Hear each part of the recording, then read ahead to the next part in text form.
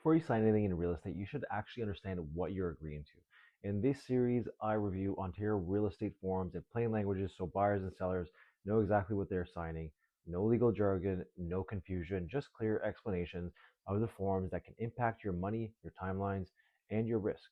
If this is helpful, subscribe to the channel so you can stay informed before you ever sign another document. Today we're going to be reviewing the listing agreement. So let's get into it and go through this thing. Okay, so here we have the listing agreement, the seller representation agreement, authority to offer for sale. So Form 200, we're gonna get right into it about, the first two bubbles, it's seller initials. So basically you're initialing whether you're going on the MLS, which is going on Realtor.ca, your property is live on the market, people can see it online, you have ultimate exposure, right? The other choice is to go exclusive. So exclusive means that your agent can advertise this property privately, or they have a buyer that they're exclusively working with, so you don't have to go on MLS. You don't have to advertise it. You're just dealing with that private buyer exclusively, and you can do it through that, right? So depending on what agreement you have, typically you're going to be signing the MLS document or the MLS initial to be putting it on the market, but exclusively can mean, you can have a property exclusively listed for, call it 6 months, while you're getting ready to go for sale, which I always recommend to do. So if you're preparing to be listed by May, you want to be advertising as soon as you're thinking of selling. You want your agent to be advertising it exclusively. Once May hits, the day that you guys have agreed to list on, then you would be signing this form again with the MLS selection. Now, obviously, the next one is just basic information. So between brokerage, so for me, it would be eXp Realty. It would have all our information there. The seller would be your name and your spouse's name, or just one seller, whoever's involved.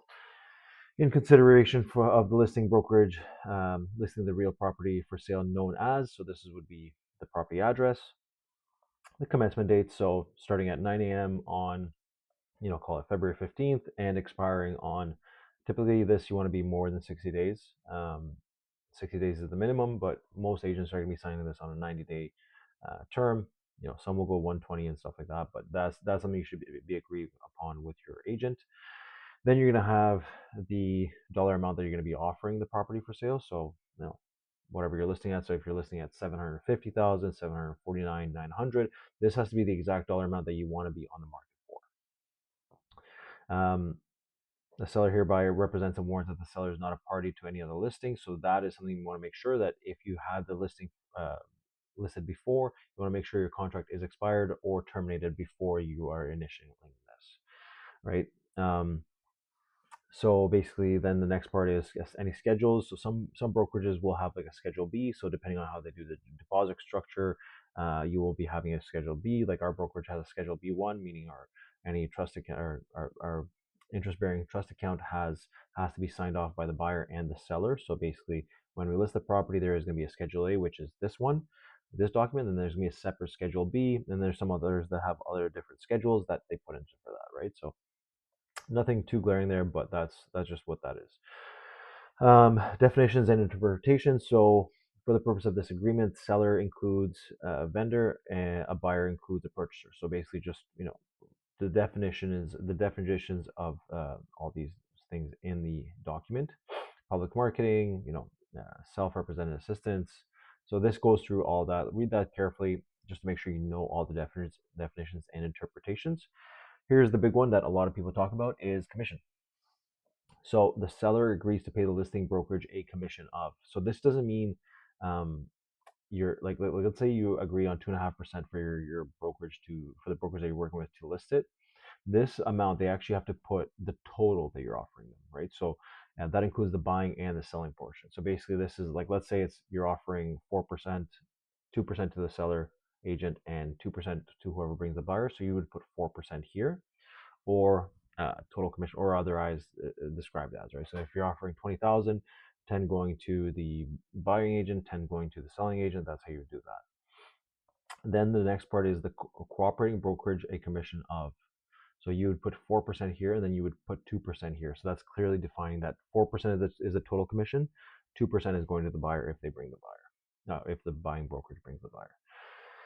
All amounts set out as commission are to be paid plus applicable taxes on such commissions. So it's a service. You got to make sure you calculated your taxes on top of the commission. So it's 4% plus HST. And when the next form, which is the confirmation of cooperation, when you get an offer, it's going to say 2% plus HST. So everything is always plus HST. Make sure you know that. The seller further agrees to pay the commission as calculated above if an agreement to purchase is agreed to or accepted by the seller or anyone on the seller's behalf within 90 days of the hold 90 days is the typical holdover period. So that's one thing you want to make sure that you're understanding. So you can't just go and contact the buyer directly within 90 days of your agreement like canceling, right? So like if your agreement is terminated 90 days, like within like a week, you go contact the other buyer. Somehow you got their information, you contact them, and you're trying to cut out the brokerage. You will be held liable for any commissions within that holdover period. Then it's gonna ask you for your initials of the brokerage and initials of the seller. So make sure that you understood all that. Representation. The seller acknowledges that the listing brokerage has provided the seller written information explaining the relationship. So this one is, what is your um, selling brokerage doing for you? So what is included in the representation? That's also going to be part of the RICO information guide. And if we just scroll down to the bottom here, the Schedule A, this is that part. So this should be also outlined, like our brokerage has a clear outline of what we're providing to you as a service, and we put that in the Schedule A. So we have a list of things. So marketing, this, that, all that stuff. I'm not going to go into everything we offer, but basically everything that your agent is offering you should be mentioned in here so that it's clear and cut, that everybody knows what their role is. This should not be blank. This should be clearly defined for you. Let's go back up. So representation, multiple representation. So these are things that you have to understand a little bit clearly. Your agent is representing you, but there can be situations of multiple representation because the agent that you work with is, technically you're signing on with the brokerage. The brokerage is the actual agent, but the agent working underneath the brokerage is the one representing you. So there could be a situation where another agent in that same brokerage is actually bringing the buyer. The two agents might not know each other, they might never have met before, but that is technically multiple representation because the brokerage is representing the buyer and the seller. So you want to know where you fall in with that.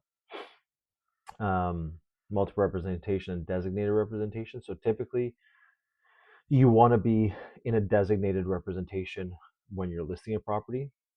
The designated representation is you have a designated representative from that brokerage representing your best interests. Notices. The seller hereby appoints the listing brokerage as a seller agent for the purpose of giving and receiving notices pursuant to any offer or agreement. So that means we're going to be handling any offers that come in. You're obviously agreeing to that. That's what the agent job is for. Then we're going to go to the next one, finder fees. Finder fee is the seller acknowledges that the listing brokerage may be receiving a finder's fee, reward, and or referral incentive, and the seller consents to any such benefit being received and retained by the listing brokerage in addition to the commission as described above. Okay, so if there's a finder fee, all that stuff.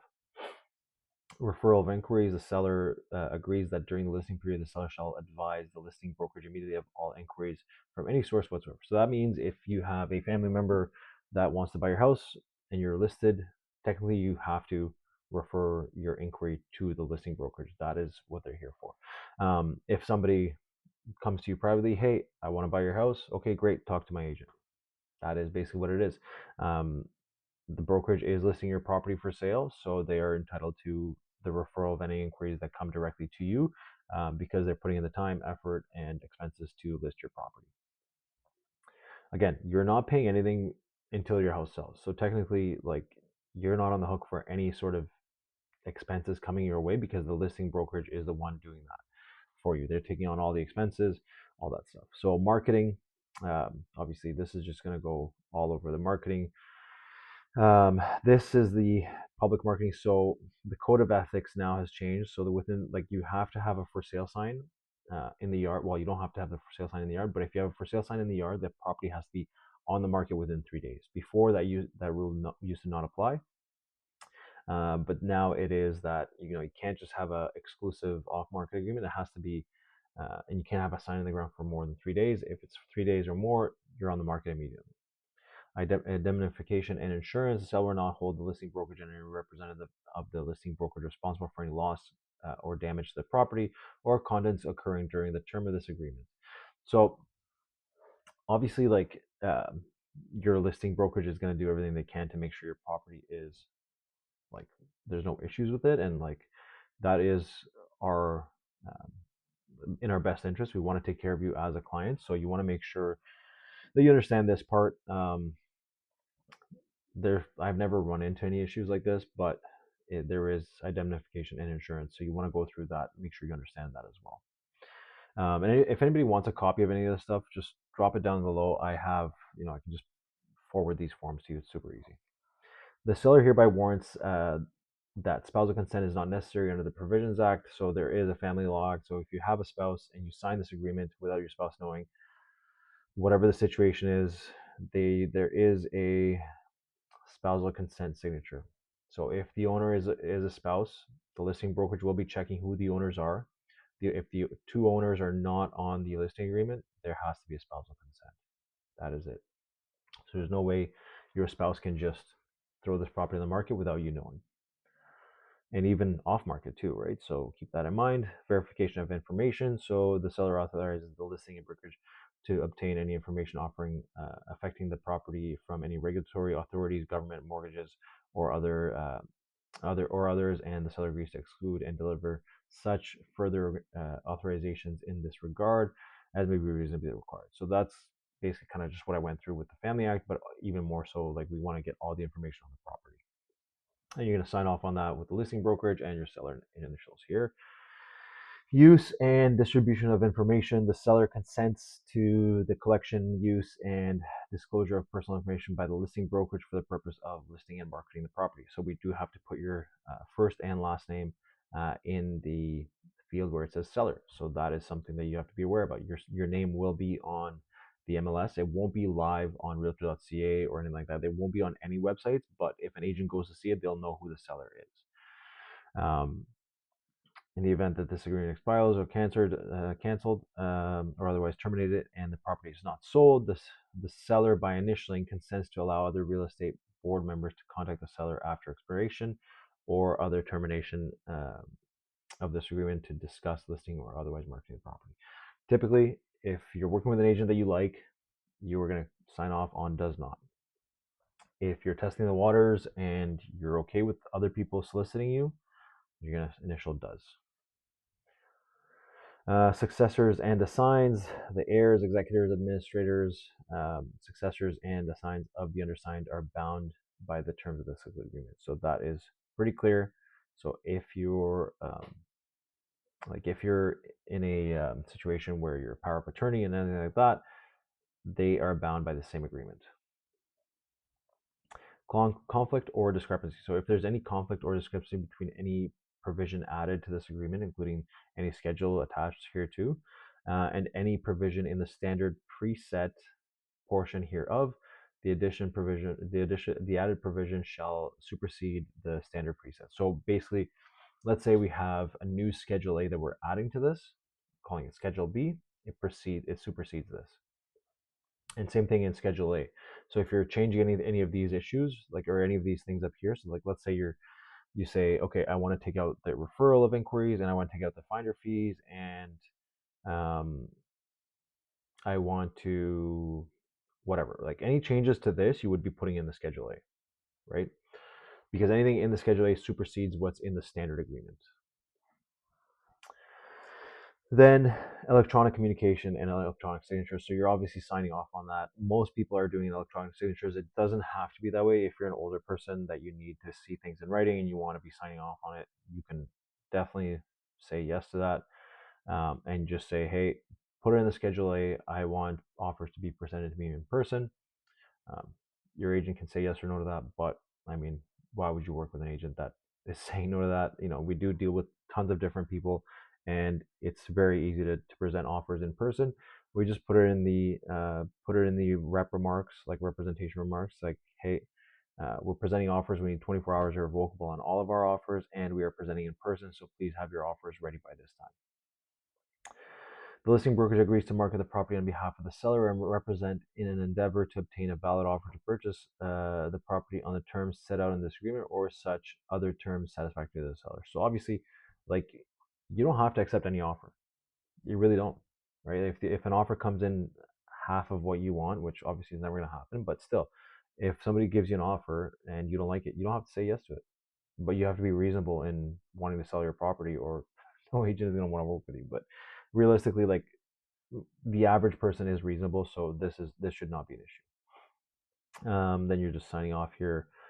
So signed and sealed and delivered. So your signature of the seller, all that stuff. Declaration of insurance. So this is declaring that the brokerage and the salesperson and the broker of record are insured by Tressa. So pretty much any agent that you're dealing with this should be signing off on this. There should be no issues of this. If they're not signing off on this, you should not be listing your home. Then you're signing your acknowledgement, date it, signatures again.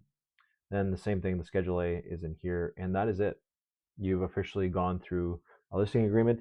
If you guys have any questions about this stuff, I'd love to chat. Or if you just want to review it and just want to see what one of these looks like and you want to go through everything line by line, drop me a message or leave a comment below and I will send you one free of charge. No, like, no commitment, no nothing. And I'll see you on the next one. I'm going to do all of these. Basically, I'm going to go through all the forms and go through them. And yeah, that's it. Thanks so much. I'll see you on the next one. Bye.